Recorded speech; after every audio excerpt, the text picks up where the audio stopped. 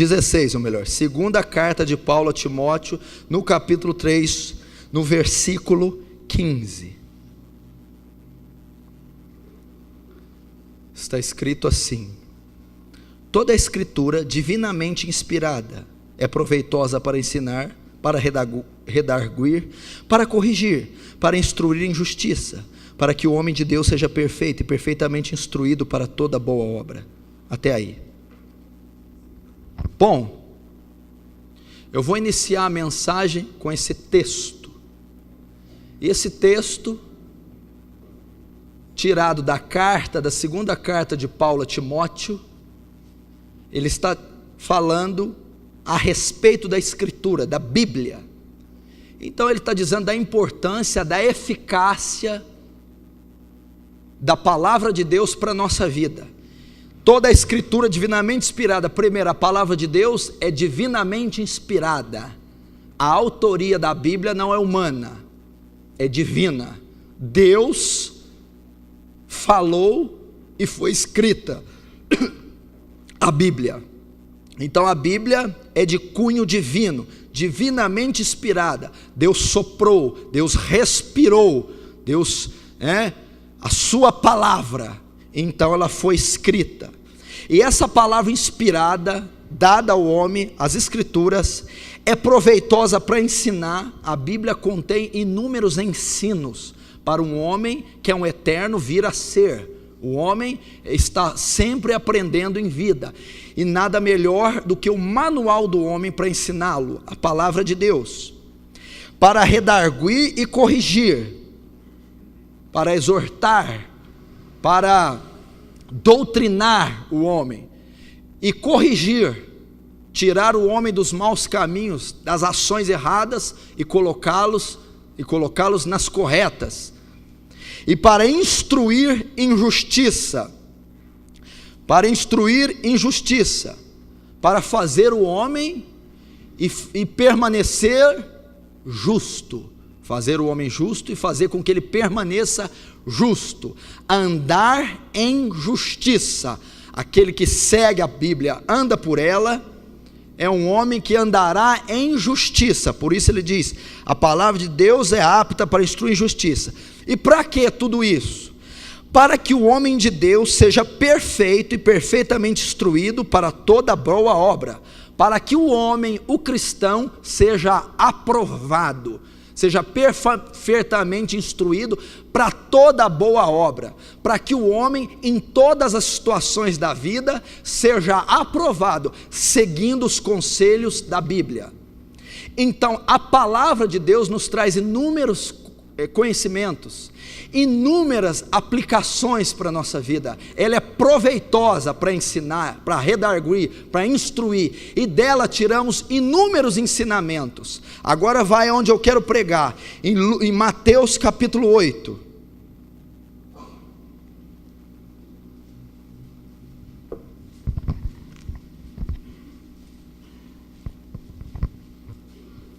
Mateus capítulo 8. Finalmente chegou o dia de pregar essa palavra. Mateus 8, no versículo 28. E tendo chegado à outra margem, a província dos Gadarenos, saiu-lhes ao encontro os 2 endemoniados, vindo dos sepulcros, tão ferozes eram, que ninguém podia passar por aquele caminho. Agora o versículo que eu vou ensinar, 29.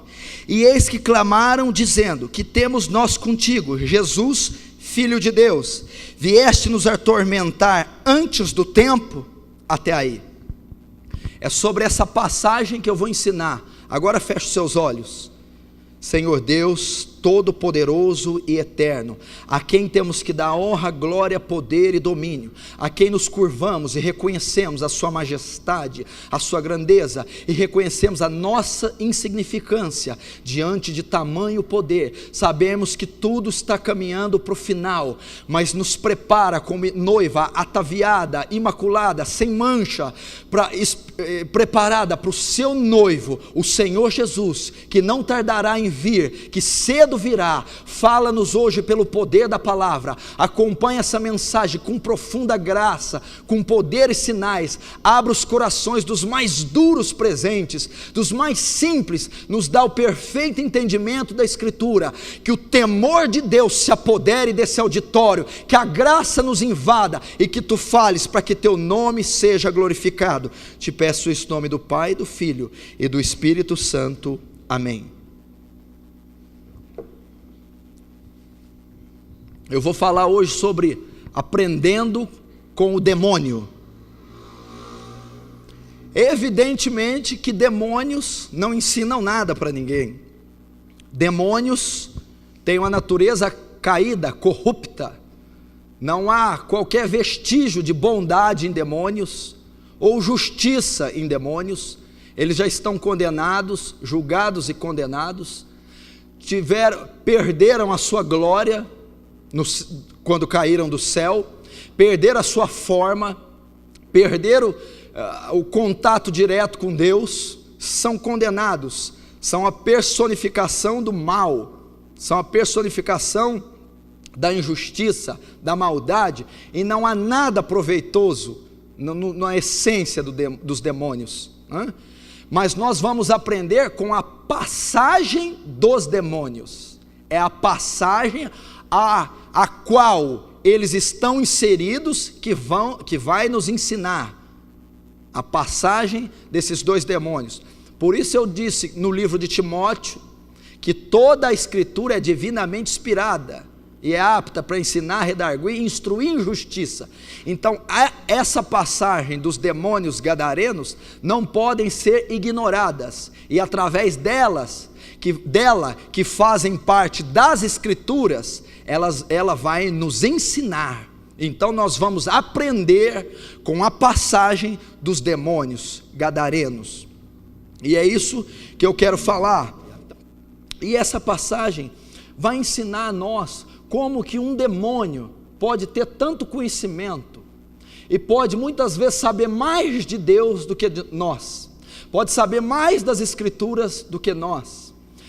Deus com certeza permitiu essa passagem, essa cena que foi protagonizada por Jesus e esses endemoniados gadarenos, para nos ensinar muitas vezes como o nosso conhecimento é pequeno e é escasso de Deus, e como temos deixado a desejar muitas vezes com a nossa vida cristã. Então essa palavra vai ser uma palavra de exortação, vai ser uma palavra de correção para a tua vida, e você não pode se queixar, pastor, muitas vezes as palavras são duras, mas em Hebreus diz que Deus exorta aquele que Ele ama e tem por filho. Se estáis sem correção, não sois filhos, mas bastardos. Ele diz: qual pai que ama o filho não o corrige? Então Deus, quando corrige, é uma prova do amor, porque Ele quer ensinar, Ele quer trazer crescimento para a nossa vida, para o nosso ensinamento. E eu vou procurar ser breve, não vou procurar me alongar, para você, numa mensagem rápida e prática, aprender com a passagem dos demônios. Então vamos lá, no versículo 29, diz assim: eis que clamaram dizendo, que temos nós contigo? Primeira parte, Jesus desce até aquela ilha, até Gadara, onde os demônios se manifestam. Ao ver Jesus, os demônios reconhecem Ele e se dobram, e começam então a argumentar, e começam a falar, instar com Jesus. E nas ações e palavras dos demônios, nós vamos ver quanta coisa eles vão nos ensinar. Então quando Jesus chega à margem do rio e desce, e vem caminhando, eles vêm ao seu encontro, se dobram, e reconhecem a divindade, a natureza de Cristo, e eles se prostram e dizem a primeira palavra. Então aqui vai narrar o encontro de Jesus e dois endemoniados, né? Dois endemoniados, ou posso chamar de um endemoniado, quando algumas passagens diz, mas eu vou dizer do demônio, para ficar mais claro para você. Vai narrar o encontro de Jesus com esse endemoniado, em que no final todos conhecem, Jesus expulsa o demônio dele. Mas até Jesus expulsar, esse demônio traz um rico ensinamento para a igreja. Onde já se viu que tempo estamos chegando de demônio está tendo que ensinar a igreja. Porque tem muito pastor que não está ensinando, muito pregador que não ensina a igreja, muito cristão que não busca ser ensinado. Então nós vamos ter que aprender e até ser humilhados com essa palavra. Então, primeiro, quando eles se encontram, o demônio se curva e o demônio diz: eis que clamaram dizendo, que temos nós contigo. Olha o conhecimento do demônio. Quando ele olha para Jesus, ele diz: o que nós temos contigo? Como?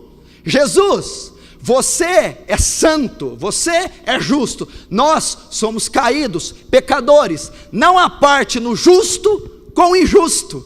Olha o ensinamento do demônio.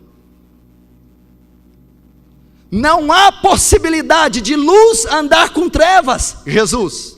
Não há possibilidade de injustiça andar com justiça, Jesus. Que temos nós contigo? Não temos parte nenhuma com você, nem você conosco. Ele está ensinando o ensinamento de Paulo aos Coríntios, 2 Coríntios, no capítulo 6, 14. Não vos prendais a um julgo desigual com os infiéis, porque está escrito: que sociedade há a justiça com a injustiça? Que comunhão há entre a luz e as trevas? Ou que concórdia há entre Cristo e Belial? Não há nenhuma. Olha o ensinamento que ele está dando, e muito cristão não sabe diferenciar isso. Como está em Ezequiel 22, 26, e os seus sacerdotes violaram minha lei, não sabe diferenciar o santo do profano, o precioso do vil, e o demônio sabia diferenciar. Não há parte no Senhor com nós. Não há possibilidade de luz andar com trevas. E quanto cristão não sabe diferenciar o santo do profano? Quanto cristão anda em julgo desigual com os infiéis? O que é andar com julgo desigual, pastor? É querer na segunda servir a Cristo e na terça o diabo. É no domingo vir a um culto e na segunda entrar num boteco. É assistir um culto e depois beber uma cachaça. É vir num culto e ir para a balada. Julgo desigual. É um homem cristão querer namorar uma mulher ímpia. É uma mulher ímpia querer namorar uma mulher cristã, querer namorar um homem ímpio. O demônio declarou: que parte temos nós contigo? Não existe isso. E muitos de nós não sabemos. O meu povo não sabe diferenciar o santo do profano. Crente que é evangélico, batizado, professa Jesus, mas não difere pecado de santidade, anda de qualquer jeito, tem uma vida de qualquer jeito. Meu filho, sabe o que o demônio está ensinando aqui? Ele está ensinando um princípio de santificação. Jesus, você é santo, eu sou caído, não há parte. A igreja, quando se converte, você quando vem a Cristo, você é santo. O que significa ser santo? No mais claro, separado. Meu irmão, você é separado, meu irmão. Você se separa. Deixa eu te dizer, em Malaquias diz assim: e outra vez farei diferença entre o ímpio e o justo, entre o que serve a Deus e o que não serve. Quando Deus olha dos céus para espiar a terra e olha para a tua vida, há diferença entre você e o ímpio? Há diferença entre você e o injusto?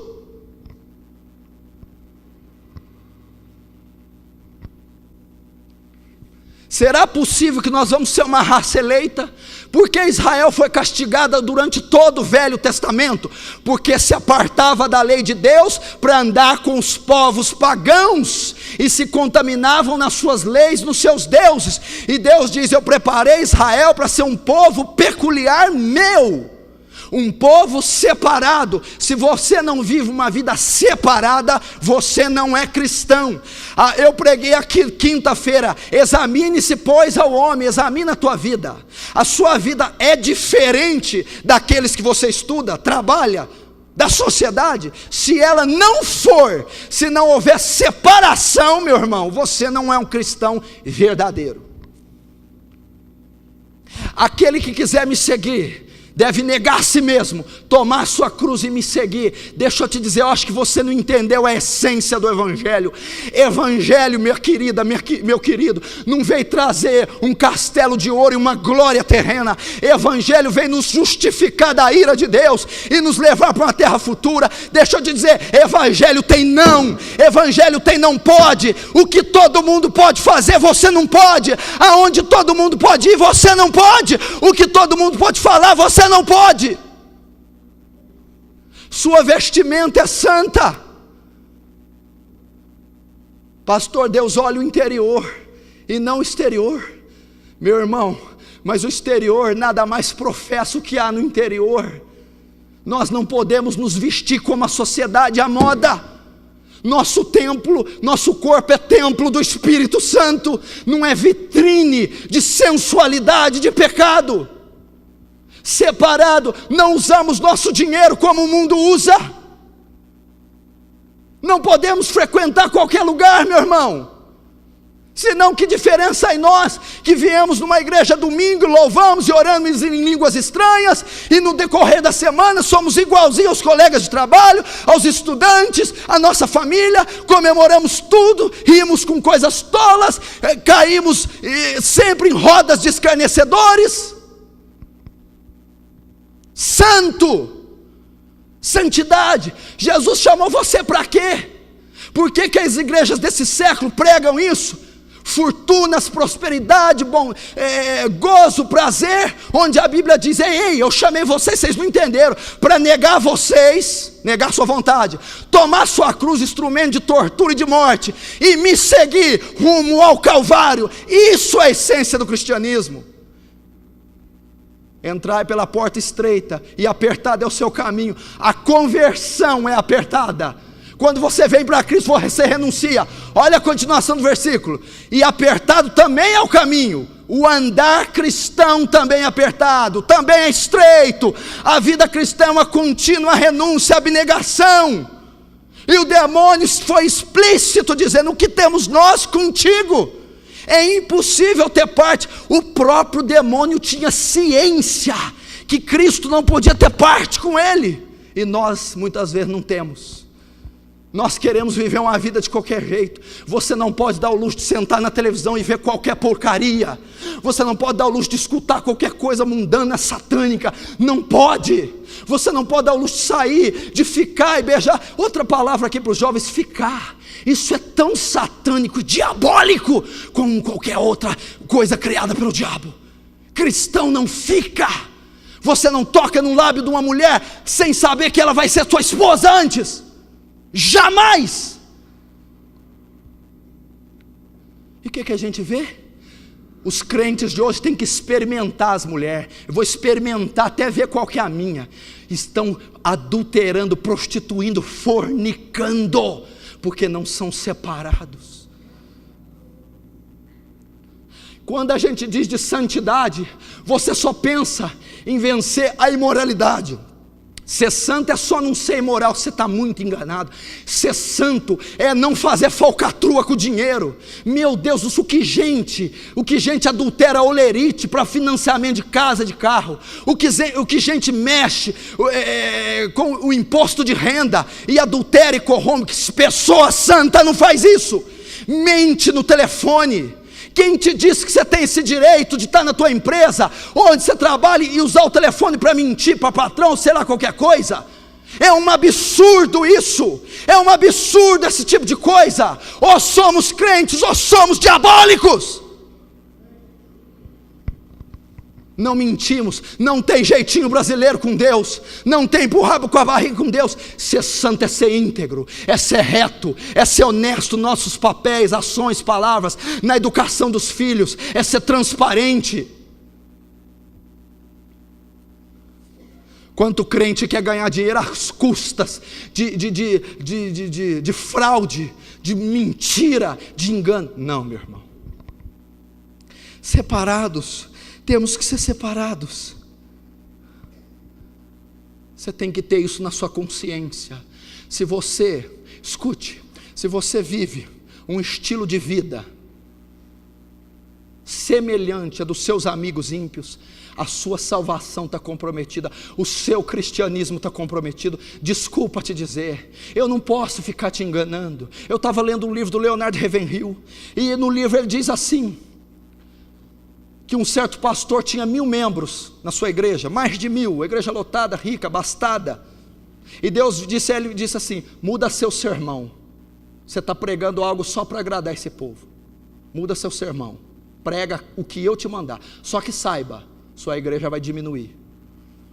Ele começou a pregar a verdade, porque ele estava pregando só o que o povo queria ouvir, então tinha mais de 1000 membros. Quando ele começou a pregar a Bíblia, foi para 200 membros a igreja dele, mais de 800 pessoas saíram. Mas Deus diz: eu não estou preocupado com números, eu estou preocupado com que você anuncie a minha palavra. Você acha que eu não relutei para pregar essa mensagem hoje? Você acha que eu como homem não fico apertado? Senhor, eu vou exortar a igreja de novo. Prega o que eu te mandar, fala o que eu mandar você falar. Então eu tenho que obedecer. E Deus está mandando dizer: meu Deus do céu, quando é que vocês vão pôr na cabeça que cristianismo é mudança total, completa? A Bíblia fala de transformação, é mutação. Quando se vem para Cristo, há uma transformação. Eu dou o exemplo aqui da lagarta que vira borboleta, meu irmão. É um animal mucoso, rastejante, de formato cilíndrico. Quando ela vai para o casulo, ela se transforma num inseto voador colorido. Ela muda 100%, há uma metamorfose. Ela não mudou a cor apenas, de lagarta branca para marrom. Ela se transformou 100%. Isso é cristianismo, não são gotas de melhora, não são gotas, meu irmão, de mudança, é transformação. Ou você é, ou você não é. O que o próprio Jesus diz em Apocalipse capítulo 2 para a igreja de Laodiceia? Quem dera fosse frio ou quente, mas porque és morno, vomitar-te-ei da minha boca. O que é o morno? Morno é aquele que vive dentro da igreja, mas nunca se converte, nunca se entregou 100% para Deus, nunca converteu mente, alma, espírito, nunca. É morno. Ele quer conciliar o pecado com Deus, ele quer conciliar as práticas do mundo com a justiça. É impossível, será vomitado da boca de Deus. Vocês não conhecem essas partes do Evangelho, acha que Evangelho é só isso. Vai ler Mateus capítulo 10, não pense que vim trazer a paz, disse Jesus. Não vim trazer a paz, mas a espada. Vim pôr divisão no lar, o filho e o pai, a mãe e a filha, a nora e a sogra. Portanto, os inimigos do homem serão seus familiares. Quem amar o pai e a mãe mais que a mim, não é digno de mim. Isso não pode pregar, senão eles vão te bater. Mas está lá, Mateus 10, 45. Ele veio trazer espada, ele veio dividir, ele veio desimpregnar esse mundanismo que está dentro de nós. Se você já parou para pensar que tudo que você faz é baseado no que a psicologia traz, a meteorologia traz, é no que as ciências humanas, é o que a história diz, a história falou isso e aquilo outro. Não, o nosso guia é a palavra de Deus. Nós andamos com a mente transformada. O que importa que os jornais dizem, o que importa que os canais de comunicação dizem, o que importa que a imprensa corrupta diz. Para nós importa o que a palavra do Senhor diz. E aquele que não anda pela palavra não pode ser santo.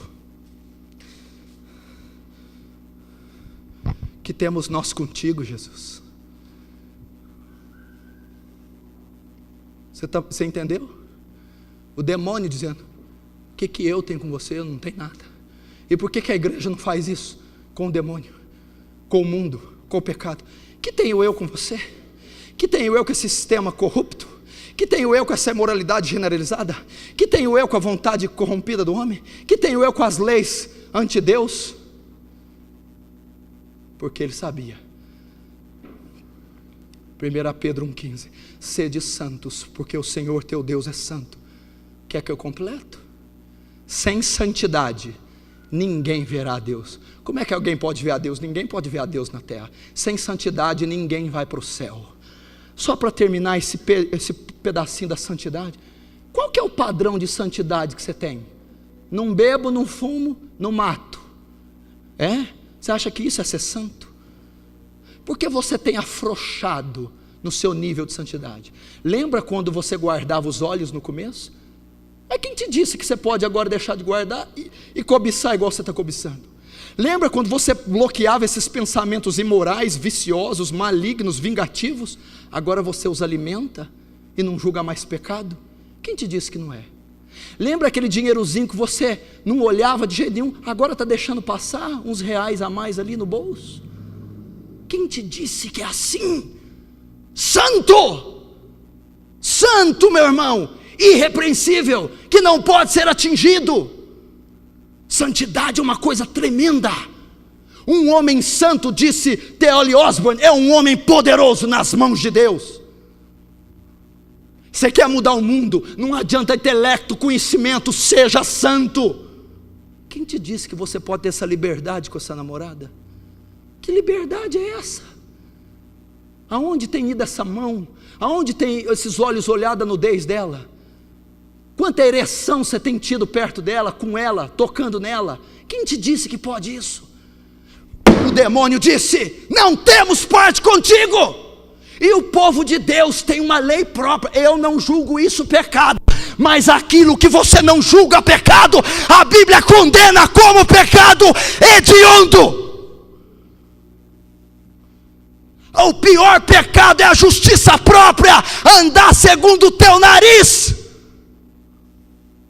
Você é submisso à vontade de Deus e não à sua. Para de pegar um texto isolado para beneficiar o seu pecado.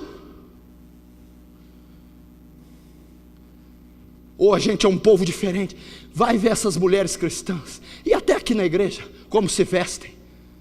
Eu não sei se o modelo delas é a doutrina bíblica, ou se são as modelos da rua, da mídia. Quem são os modelos? Quem está por trás da moda internacional? Você já parou para pensar? Os estilistas, homossexuais, lésbicas, pessoas que cultuam nova era, cultuam deuses falsos, estão por trás da moda, estão por trás da roupa que muita gente baba e está usando. São roupas que têm um propósito só: denegrir o templo do Espírito Santo, que é o corpo de uma mulher. É para denegrir, ultrajar aquilo que é a habitação de Deus. Minha irmã, vamos aprender a nos vestir, vamos aprender.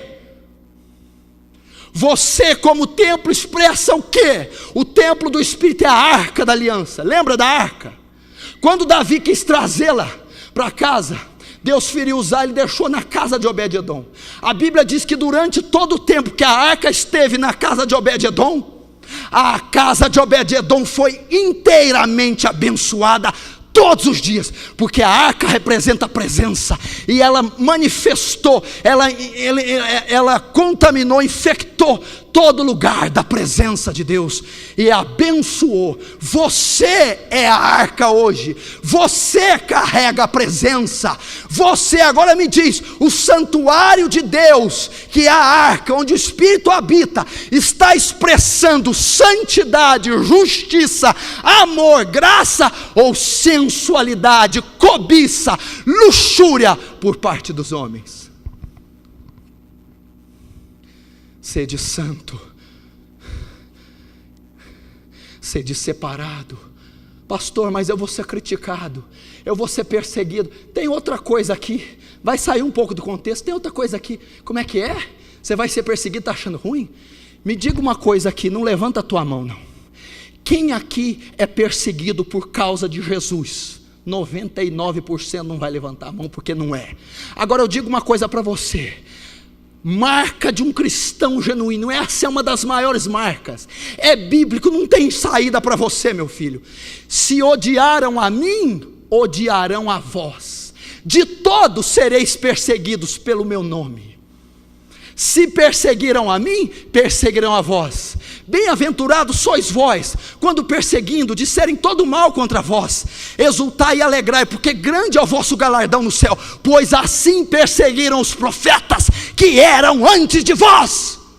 Marca de um cristão genuíno é ser perseguido. E não é ser perseguido porque não pagou conta, porque brigou por causa de fofoca de carne. É ser perseguido porque está pregando o evangelho. É ser perseguido porque hora, dia e noite as orações estão incomodando o inferno. É ser perseguido porque está arrancando almas do diabo, trazendo para a igreja. É ser perseguido porque o que todo mundo faz na escola ele não faz, o que todo mundo faz na empresa ele não faz. Ele é diferente, tem mente, conduta, pensamento, vestimenta diferente. Logo ele é caluniado, zombado, perseguido. Tudo isso por amor daquele que morreu no Calvário por ele.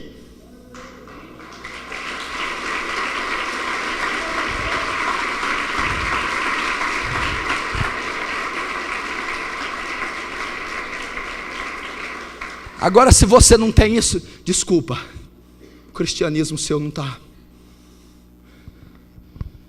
Pastor, você tem certeza? Absoluta. Porque a Bíblia diz assim: antes andávamos segundo o curso do príncipe das potestades do ar. Éramos filhos da ira, desobedientes. Mas Deus nos resgatou do império das trevas, nos transportou para o reino do Filho do seu amor. Quando você se converte, você passa a ter um oponente instantâneo, o diabo, Satanás. Quando essa vida, ao cristão ter uma vida poderosa, ele é uma afronta para o inferno. Logo ele é perseguido. Porque a vida dele, a oração dele incomoda o diabo, o evangelismo dele incomoda, a roupa dele incomoda, todas as ações daquele crente são uma afronta. Então o inferno invariavelmente se levanta contra ele em perseguição. Agora, se a sua vida não tem perseguição, é porque ela não é uma afronta para o inferno, é porque ela é passiva, superficial, carnal.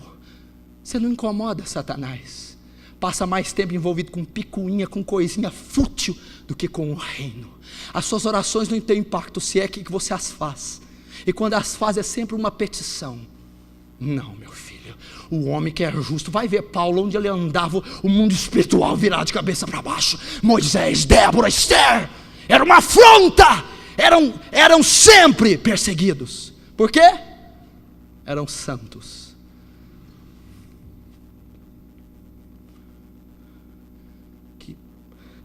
Que temos nós contigo, Jesus? Que temos nós contigo? Primeira coisa que ele ensinou. Segunda,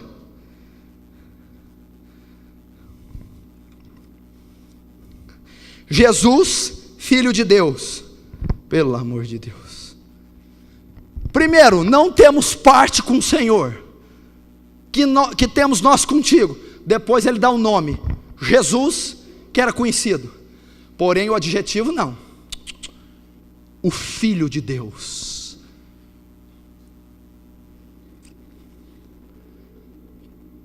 Você conhece quem Jesus é? Sabe o que ele está dizendo aqui? Lembra em Atos 19, 15, quando os filhos do sacerdote Cefas foram expulsar os demônios do endemoniado?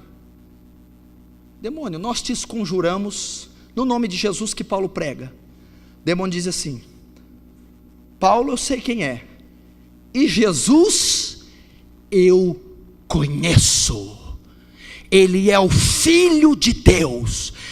O demônio estava dizendo: esse Jesus é o Messias enviado, é o Filho do Deus vivo, Deus se manifestando na terra por intermédio dele. Eu quero fazer uma pergunta para você. O demônio disse: Jesus eu conheço. Você conhece a Jesus? Pastor, como é que pode um demônio conhecer Jesus? Ele é demônio, ele é capeta, Deus não tem parte com ele. Não, você esqueceu de onde ele veio. Esses demônios já foram anjos, já viram Jesus na sua glória, já viram ele exaltado nas nuvens, sabiam do poder e da glória. Quando viram ele na terra, disse: eu conheço você, eu já te vi glorificado num trono, eu já servi você, eu já entoei louvores a você, eu já me humilhei, ajoelhei diante de você, eu sei que tu és Deus em terra. Ele já viu, nós não vimos.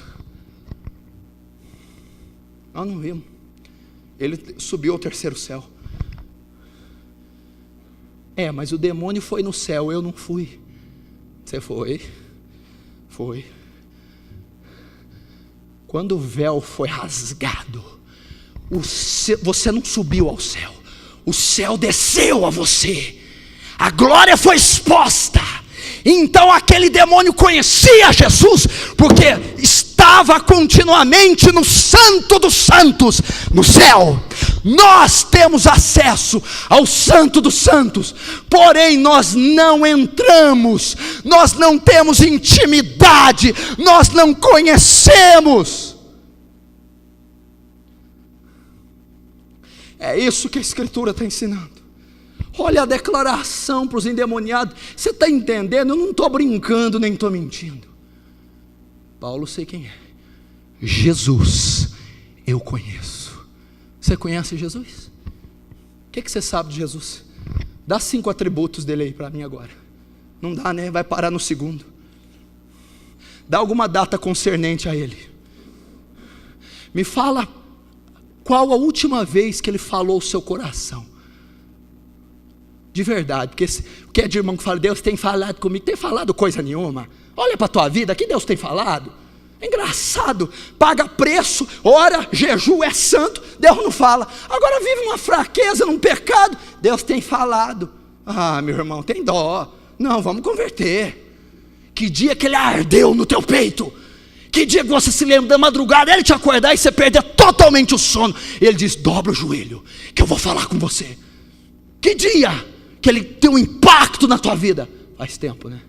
A palavra do Senhor diz: buscar-me-eis e me achareis. Tem um porém: buscar-me-eis, então só me achareis. Só depois disso, depois de me buscar de todo o vosso coração. Você conhece? Ele estava dizendo da divindade. É notável ver que muitos dos cristãos não reconhecem a divindade de Jesus. Parece que somos semelhantes aos testemunhos de Jeová. Não, Jesus não era Deus. Somos semelhantes ao espírita. Jesus não era Deus, era um espírito evoluído. Semelhante aos muçulmanos, Jesus era um profeta. Semelhante a tantas coisas. Semelhante aos católicos, a transubstanciação. Confundimos, sabemos nada dele. Quem que é Jesus? Jesus de Nazaré, que abençoa a gente, abençoa. Não, meu irmão, nós temos que saber da magnitude de Jesus. No princípio era o Verbo estava com Deus, e o Verbo era Deus. O demônio estava querendo dizer: eu conheço, Jesus é Deus, Ele é Deus, Ele é Deus. Ele não é um profeta, Ele não é um espírito evoluído, não é uma divindade a mais na mitologia grega. Ele é a única divindade, e Ele desceu na terra.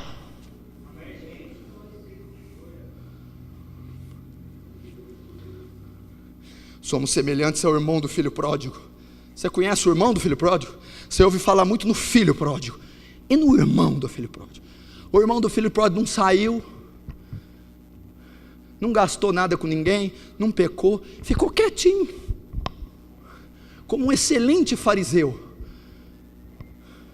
O irmão dele volta arrebentado, sujo do pecado. O pai perdoa, lava, mata o novilho cevado e dá para o filho pródigo. O irmão do filho pródigo fica com inveja. Estou tanto tempo com o senhor nunca matou nem um cabrito para mim. Por quê? Você está sempre comigo, nunca pediu? Ele está querendo dizer assim, ó: são os crentes religiosos, têm anos de conversão, estão debaixo do nariz de Deus, mas não conseguem ser abençoados. estão lá. Sabe o que é isso? Tem carteirinha de membro, nome no hall de membros, tem batismos, tem tempo de igreja, tem cursos, mas não conhecem o Senhor do curso, o Senhor do batismo, o Senhor do cristianismo, o Senhor da sua congregação. Não tem intimidade. Conheçamos e prossigamos em conhecê-lo, diz Oséias. Está debaixo do nariz. O que significa? Religiosidade. Sabe o que o demônio está dizendo? Religiosos, nenhum de vocês vai para o céu.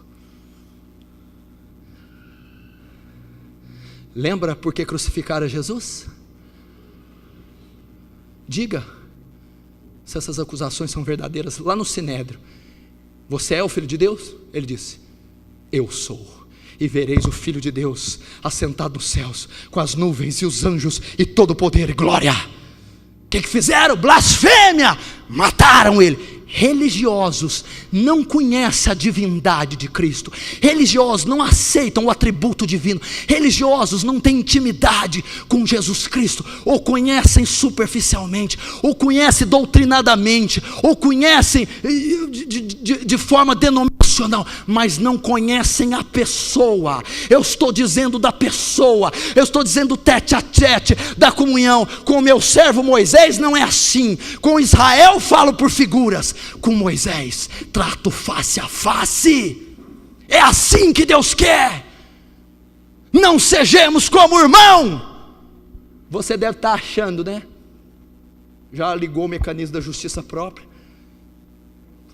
Irmão fulano é assim, e Beltrano é assim, ela é religioso. Será que você está tocando louvor tanto tempo aqui que já não ficou religioso? Será que você está pregando aqui e já não virou uma religiosidade sua pregação? Será que a reunião de oração na segunda já não é um blá blá blá? Será que você pode se gabar de dizer como demônio? Será que você pode dizer com toda a força, com toda a autoridade: Jesus, eu conheço? Será que você conhece aquele que tudo pode, que tudo sabe, que tudo conhece, aquele que tudo é?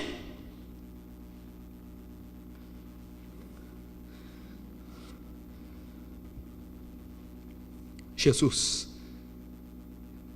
Filho de Deus. Se eu for ensinar para você o que é só o que essa declaração traz da outra pregação, quando o demônio diz: Jesus, Filho de Deus. Jesus, o Messias, o Salvador, o Redentor, a salvação do homem, a redenção do homem, é vinda sobre a terra. O único mediador entre Deus e os homens, o único capaz de manifestar Deus aos homens, o único elo entre Deus e os homens, Jesus.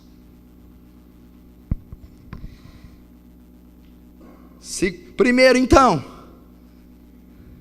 que temos nós contigo. O demônio ensinou: Deus é separado do mundo, a igreja tem que ser. Segundo, o Filho de Deus. Terceiro, diz assim: que temos nós contigo, Filho de Deus, vieste aqui nos atormentar até aqui. Viestes aqui nos atormentar. Olha o demônio. É impressionante como nós duvidamos do poder de Deus. É impressionante como nós temos medo dos demônios, não é? É impressionante como vem uma crise na sua vida e você fica: ah, Deus não vai fazer, ai, agora eu não sei. É impressionante, meu irmão, quando algo acontece errado, uma crise conjugal, ou obra de demônios na sua vida, ou você entra numa campanha e você não crê no poder de Deus, você não crê que ela é tão grande assim. Olha o demônio: vieste nos atormentar. O demônio está declarando duas coisas. Primeiro, você tem poder de nos atormentar, você é mais poderoso do que nós podemos ser atormentados por você, nosso poder é menor do que o seu. Olha o que o demônio declarou: vieste nos atormentar. Podemos ser atormentados, somos mais fracos, somos limitados, somos submissos. Ele não, ele é todo todo poderoso, Ele não se submete a ninguém, Ele não se sujeita a nada. Engraçado que esse Deus habita em você, habita na tua vida. Por que você tem tanto medo? Por que você tem tanta dúvida? Por que você treme diante da dificuldade? Se o próprio demônio está dizendo: igreja, aquele que habita em vocês, aquele que está em vocês, tem todo o poder.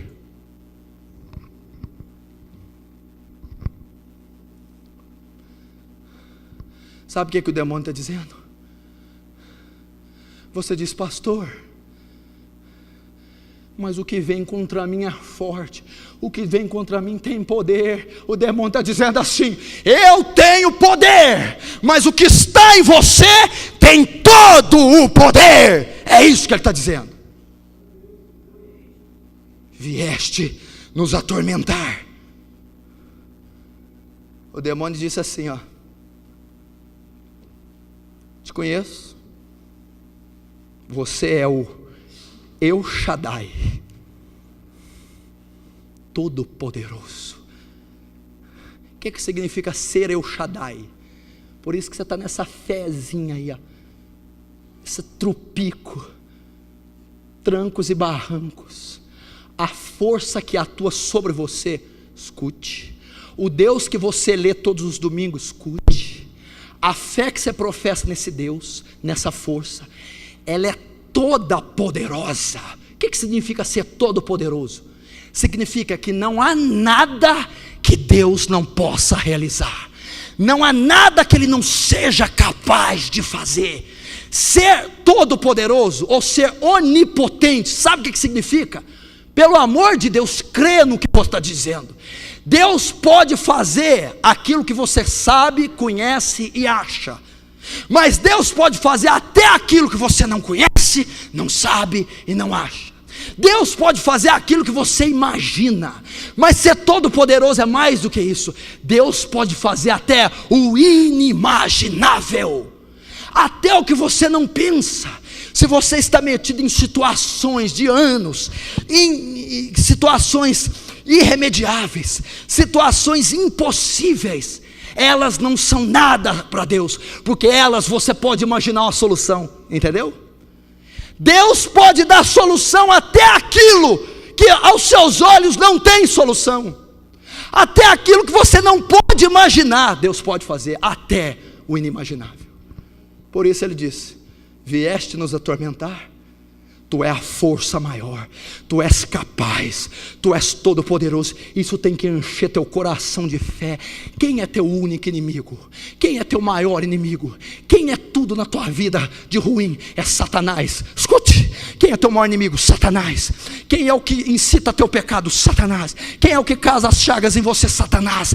O próprio diabo está reconhecendo: eu não posso com o Deus da igreja, eu não posso com o Deus dos crentes, Ele é mais poderoso. Glória a Deus.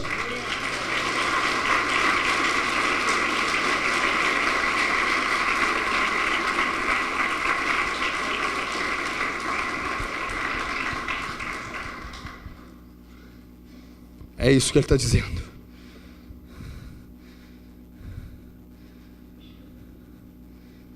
Vou ter que apressar porque está acabando o tempo.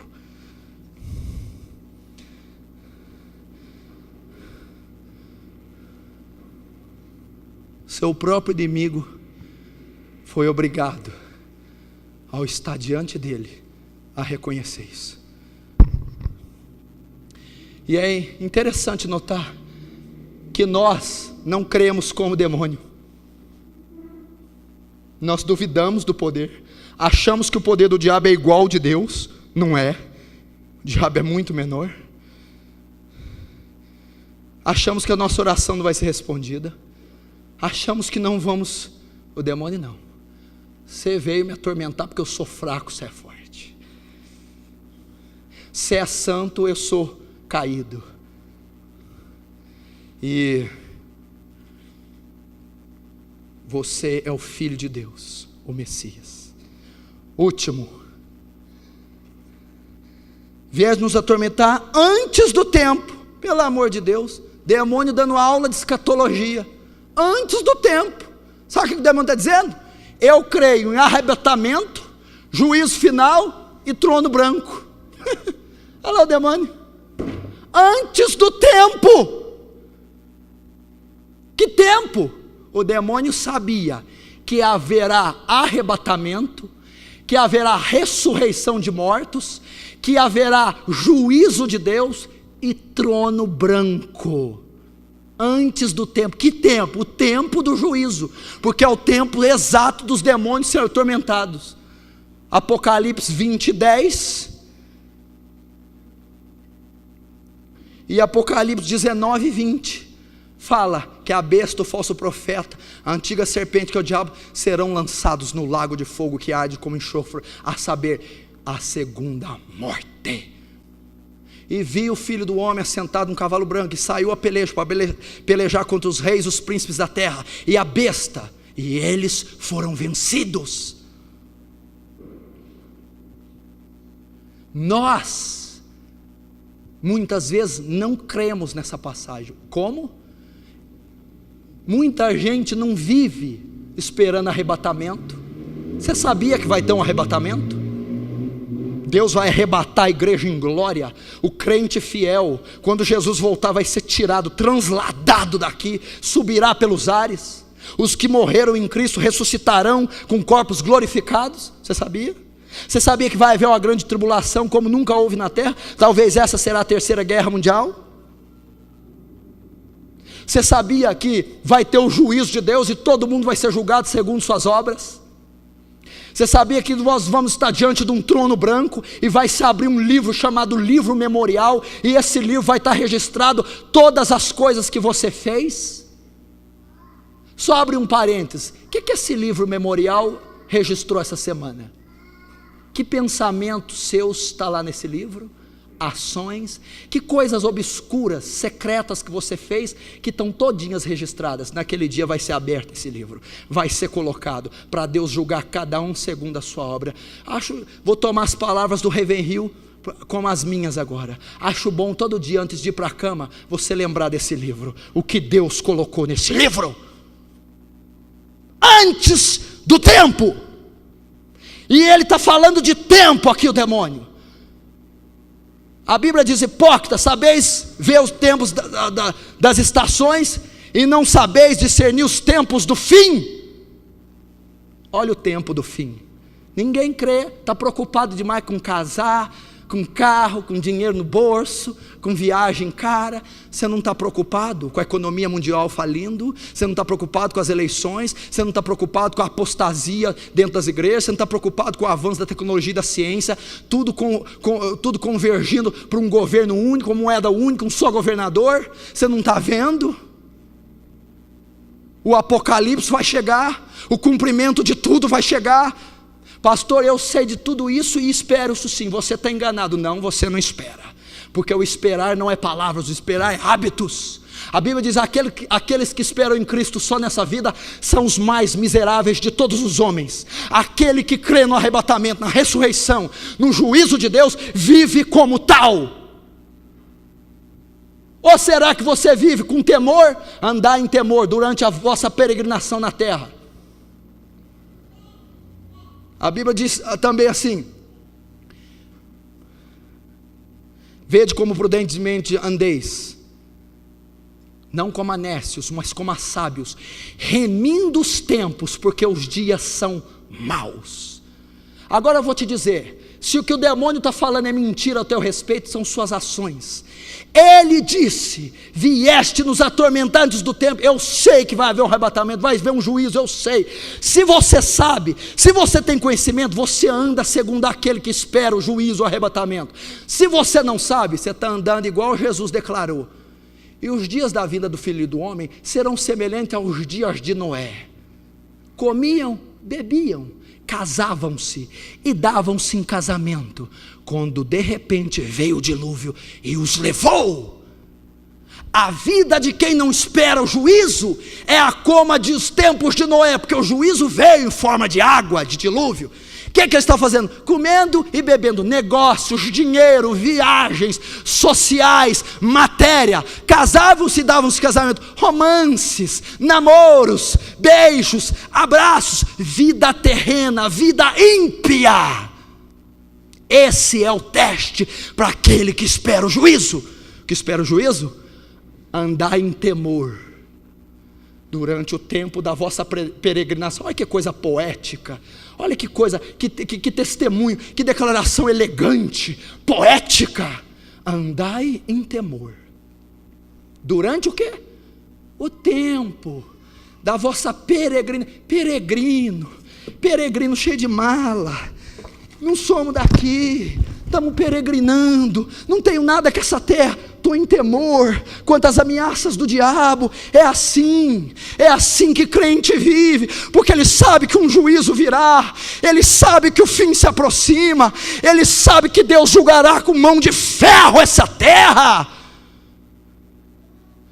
e ele espera. O que ele faz? E vi novo céu, nova terra, e a nova Jerusalém, ataviada para o noivo. Jesus vai buscar uma noiva ataviada. Espera aí, noiva, quando você vai casar, quando o marido vai te receber, o noivo, você se atavia, maquiagem, cabelo, roupa, sal, você se prepara para o noivo encontrar você toda formosa. Correto? Por que você faz isso? Porque chegou o dia do encontro. Até chegar aquele dia, você está emagrecendo, arrumando sua estética, se ataviando.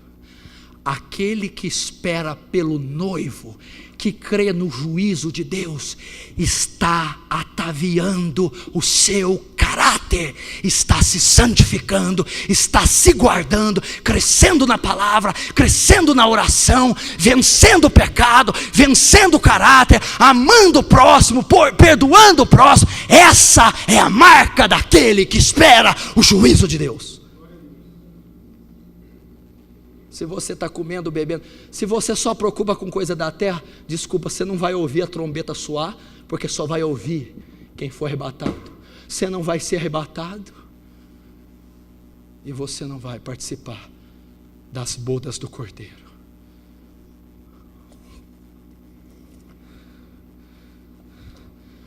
Último,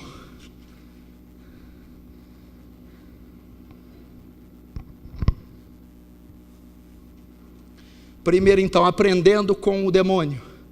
Primeiro, que temos nós contigo, separação entre o mundo e o crente. Segundo, é o Filho de Deus, o Messias de Israel, o Deus encarnado. Terceiro, vieste nos atormentar, tem mais poder que nós. Quarto, antes do tempo, juízo de Deus. Quinto, possui mais conhecimento bíblico que a maioria dos crentes. Aula de Bíblia o demônio deu, bem rapidinho para você entender. Primeiro, conhecia 2 atributos de Deus. Vieste atormentando o tempo, tu és onipotente. Que parte temos contigo? É santo. Santo e onipotente. Conhece atributos de Deus. Estudou na aula de teologia os atributos de Deus. Conhece. Segundo, era ótimo em escatologia. Antes do tempo, ele está falando com Jesus, você não pode trazer juízo agora, as coisas não se cumpriram, primeiro o Cristo tem que padecer. Olha só, expert em escatologia, a ciência que estuda o fim dos tempos. O demônio então disse, você não pode fazer isso agora, você não morreu, é só quando você for glorificado. Conhecia de Bíblia, escatologia. Terceiro, tu és o Filho de Deus, conhecia todos os livros dos profetas. Quando profetizavam o filho de Davi, da raiz de Davi, vai vir o Filho de Deus, o Redentor. Expert nos profetas, conhecia a palavra melhor que muitos nós. Quando ele foi tentar Jesus, ele usou versículos, Salmo 91. E é impressionante que cristão não sabe nada de Bíblia. O demônio dizendo de escatologia, de atributo divino, de palavra profética, e nós não sabemos nada. Crescei na graça e no conhecimento de Deus. Toda a escritura é divinamente inspirada, apta para redarguir, ensinar, instruir em toda a justiça, para que o homem seja perfeito e toda a obra instruído. Vamos aprender, igreja, a ser um povo bíblico. Vamos aprender a ser um povo que ama a Bíblia, que conhece a Bíblia, que pratica as escrituras. Assim teremos força.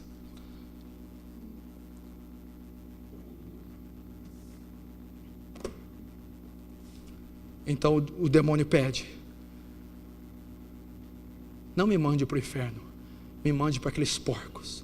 Jesus ordena a legião de demônios, sai dos endemoniados e entra nos porcos.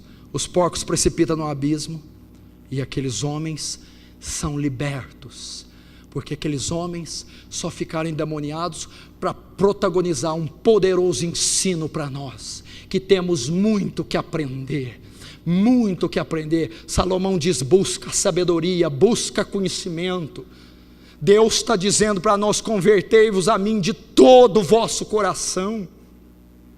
É isso que Deus quer da igreja, um compromisso. O cristianismo chama compromisso. Quando você casa com sua esposa, o que você faz, irmão? Aliança. Aliança, irmão. O que é uma aliança? Estão fundindo um só pensamento, uma só carne, um só sentimento. É uma aliança inquebrável de você com a sua esposa. Deus quer isso com ele, aliança. Deus não quer que venha no domingo aqui ser curado de uma dorzinha, arrumar um namorado, desencargo de consciência. Fui na igreja domingo, a semana inteira pode fazer besteira. Deus quer pacto. Deus quer circuncidar teu coração. Deus quer ver uma aliança em você inquebrantável. Deus quer encontrar você ataviado, igreja. Está chegando o último tempo, meu irmão. Os anjos já estão rufando os tambores. O céu vai se abrir. O Filho do Homem virá em glória. E Ele vai arrebatar a igreja. Prepare-se para contemplar o maior ato, a maior manifestação já vista. A volta do Filho de Deus. Apocalipse diz: eis que estou às portas, eis que cedo venho, e comigo está o galardão para dar, retribuir a cada um segundo as suas obras. Você, essa geração que me ouve, que me vê, vai contemplar o maior evento de todos os tempos, a volta sublime, excelsa, augusta do Todo-Poderoso Jesus Cristo. Que você, meu querido, que eu estejamos preparados para tal dia. Glória a Deus, amém.